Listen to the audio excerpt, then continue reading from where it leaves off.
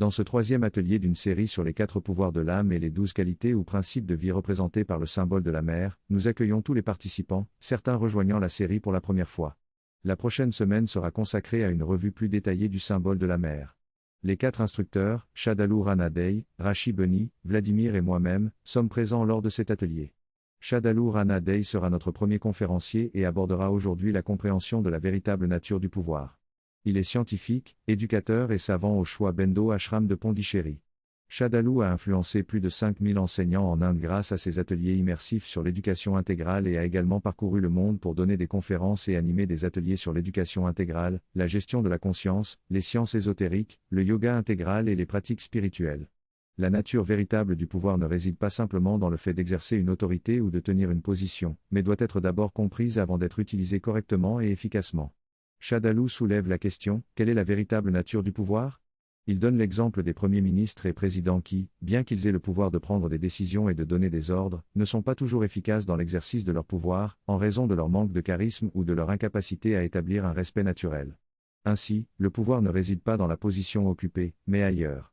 Il prend également l'exemple des enseignants, qui ont un certain pouvoir dans la classe, mais leur capacité à exercer ce pouvoir dépend de leur autorité naturelle et de leur capacité à communiquer efficacement avec les élèves.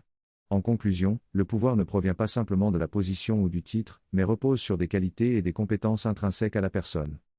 Dans cet extrait, l'auteur explore la nature du pouvoir et remet en question l'idée que le pouvoir est lié à un titre, une position ou une autorité. Il souligne que le pouvoir est en réalité donné et pris par les individus ou les collectivités.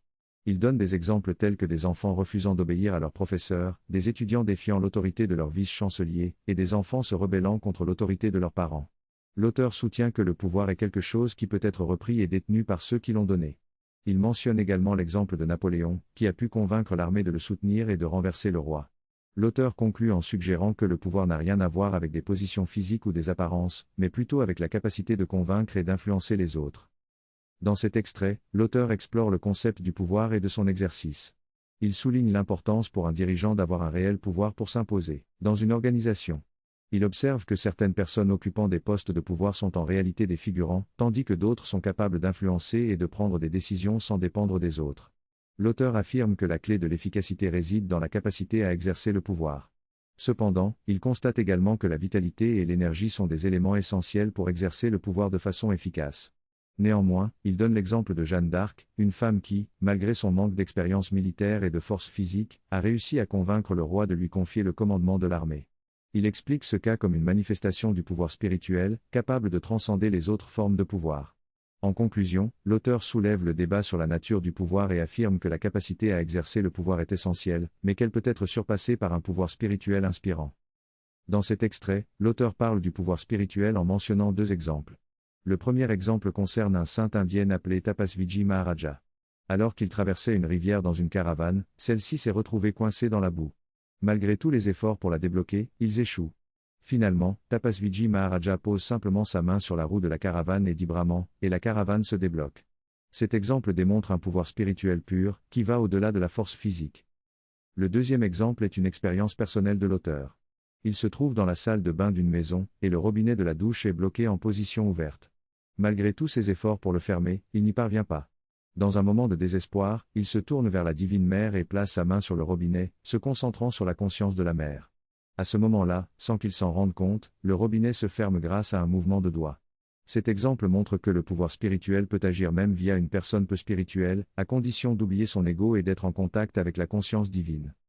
L'auteur explique que le pouvoir spirituel n'a rien à voir avec les circonstances matérielles.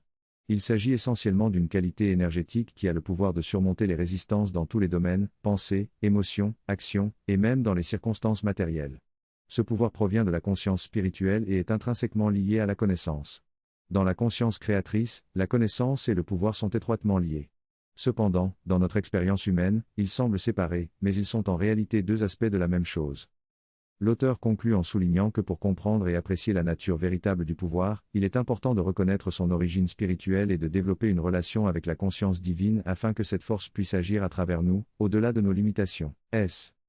Dans ce texte, l'auteur explique que pour être en mesure de wielder le pouvoir efficacement, il faut avoir une base solide dans les différents domaines de sa personne, à savoir le physique, le vital, énergétique, le mental et le spirituel. Une base physique solide est indispensable, car si le corps est faible, il se trouve rapidement dépassé par les exigences du pouvoir.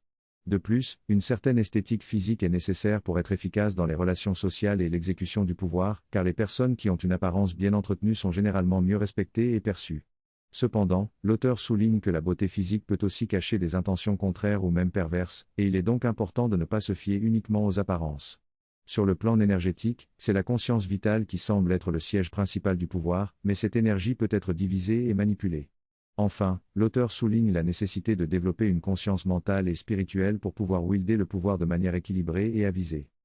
Le charisme et le pouvoir de séduction sont des moyens de pouvoir pour de nombreux politiciens et personnes influentes. Ces capacités sont essentielles pour convaincre et influencer les gens. Cependant, il est important de contrôler ces énergies afin de ne pas être dominé par elles. Les personnes dotées d'un fort pouvoir vital sont souvent les plus efficaces, mais elles peuvent aussi être les plus difficiles à maîtriser. Il y a également le cas de Marilyn Monroe qui avait la capacité de capter l'attention et l'admiration des gens simplement en activant son charisme et son énergie vitale. Dans les réunions d'affaires, il est clair que chaque participant apporte avec lui une énergie vitale forte, et une hiérarchie énergétique subtile se forme instantanément. Ainsi, le contrôle et la régulation de cette énergie vitale sont essentiels pour exercer le pouvoir de manière efficace. L'auteur explique qu'il y a différents niveaux de pouvoir, physique, vital, mental, psychique et spirituel. Les pouvoirs physiques sont généralement basés sur l'énergie vitale et peuvent être utilisés à des fins pratiques mais ne sont pas très raffinés. Les pouvoirs vitaux sont liés à l'énergie vitale et à la force charismatique, mais ils ont tendance à contrôler la personne plutôt que d'être contrôlés par elle. Les pouvoirs occultes sont également liés à l'énergie vitale, mais sont plus liés à des rituels et sont souvent utilisés dans des domaines comme les affaires pour obtenir des résultats spécifiques. Les pouvoirs mentaux sont basés sur la clarté et la précision des idées et peuvent fasciner et influencer les autres mentalement. Cependant, ils sont limités à une perspective mentale et peuvent être dépassés par les pouvoirs vitaux plus forts. Enfin, les pouvoirs psychiques et spirituels sont d'un niveau supérieur, ils sont plus doux, profonds et influencent les autres de manière plus subtile, en touchant le cœur et en apportant des changements spontanés. L'auteur donne l'exemple d'Abdul Kalam, un scientifique indien très puissant mais humble, qui a utilisé le pouvoir psychique pour développer la technologie des fusées en Inde et qui était respecté par tout le pays. L'auteur souligne que le véritable pouvoir réside dans un niveau supérieur, le pouvoir spirituel, qui a une qualité différente et est capable de toucher les autres d'une manière profonde et authentique. L'auteur de la citation raconte une expérience où il était confronté à un problème administratif et ne pouvait pas obtenir le cachet nécessaire pour résoudre sa situation. Malgré ses supplications, personne ne semblait pouvoir l'aider. Alors, il décide de se tourner vers une force supérieure et se concentre sur la conscience de la mère, peut-être la mère divine. À sa grande surprise, l'homme qui refusait de l'aider finit par ouvrir un tiroir, sortir un tampon en caoutchouc et tamponner son passeport, tout en répétant que cela ne peut pas être fait.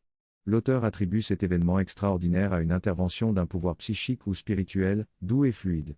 Il explique que le pouvoir spirituel est différent du pouvoir ordinaire car il n'a pas d'opposition et agit de manière spontanée et évidente.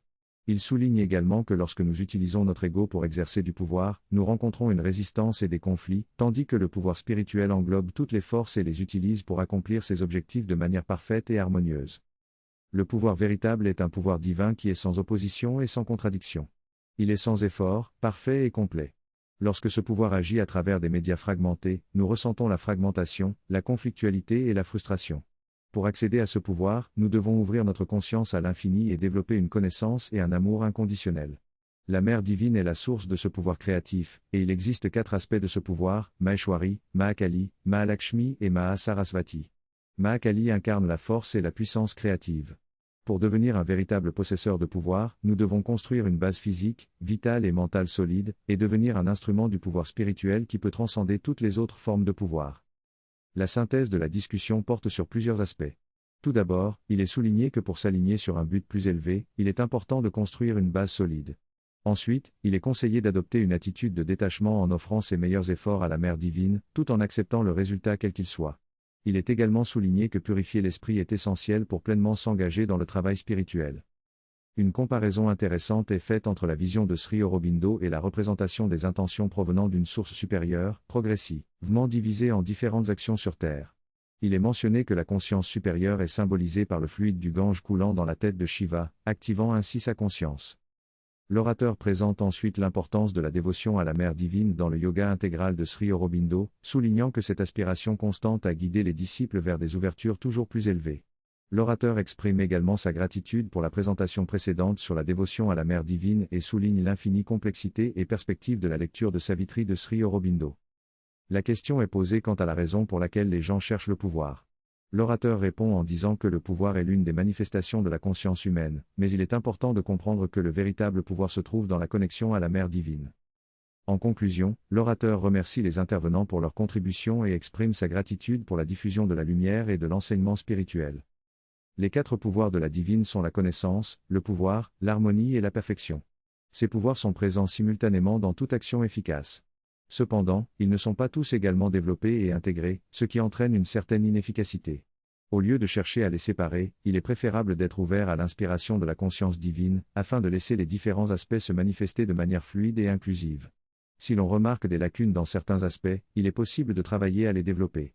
Il n'est pas nécessaire de les analyser en profondeur, mais plutôt de se concentrer sur la complétion des actions inspirées par la conscience divine. La différence entre la force et le pouvoir est que la force est une manière plus générique de décrire une certaine pression qui pousse, tandis que le pouvoir est lorsque cette force est rassemblée vers un résultat spécifique et se manifeste de manière concrète. Lorsque nous sommes confrontés à des situations impliquant plusieurs personnes et où des décisions doivent être prises, il peut être difficile de se connecter à une conscience supérieure. Dans de tels cas, il est conseillé de se centrer et de s'ouvrir à l'avance, en se concentrant sur la présence de la Mère divine et en demandant son aide. Il est également important d'avoir une aspiration claire et spécifique pour la réunion. En suivant ces étapes, nous pouvons entrer dans la situation en étant plus en contact avec un état supérieur de conscience. Cependant, il est possible de perdre son calme pendant les interactions, mais il est important de se rappeler de rester centré et d'appeler à nouveau à l'aide si nécessaire. Lorsque vous perdez votre concentration, prenez une pause et dégagez-vous. Rappelez-vous de la concentration précédente et demandez de l'aide avant de vous engager à nouveau si nécessaire. Mais l'essentiel est de vous préparer à l'avance, afin d'avoir une base nécessaire pendant l'activité. À la fin, faites également une clôture en offrant les efforts faits et en demandant la bonne guidance pour l'efficacité. Si vous n'êtes pas la seule personne à avoir une ouverture spirituelle, demandez à tout le monde de se concentrer ensemble au début et à la fin de la réunion. Demandez l'aide et la guidance divine pour le travail que vous devez faire ensemble. En ce qui concerne la prise de décision, il est important d'être réceptif et de laisser de côté vos préférences personnelles et vos préjugés. Vous ne serez pas en mesure de recevoir clairement la bonne action si vous avez des attentes personnelles ou des préférences. Entraînez-vous à vous mettre dans un état d'ouverture et d'alignement avant la réunion. Si vous ne pouvez pas vous préparer à l'avance, prenez une décision qui permettra une adaptation maximale ultérieurement. Prenez des décisions qui sont les plus pratiques et agissez à partir de la raison supérieure. Attendez toujours le sentiment juste et prenez des décisions en fonction de ce qui est disponible pour vous à ce moment-là. L'histoire du tampon de passeport et l'expérience partagée montrent que parfois cela fonctionne, mais parfois cela peut fonctionner dans l'autre sens. Il est important d'être ouvert et de voir ce qui est le plus élevé à chaque moment. Tout ce qui se passe n'est pas nécessairement pour le mieux, mais lorsque cela se produit, le divin peut en faire le meilleur usage. Les personnes présentes remercient et apprécient l'expérience partagée et le partage d'informations. La séance sera enregistrée et redistribuée à tous. Ils se disent au revoir et se donnent rendez-vous pour la prochaine réunion.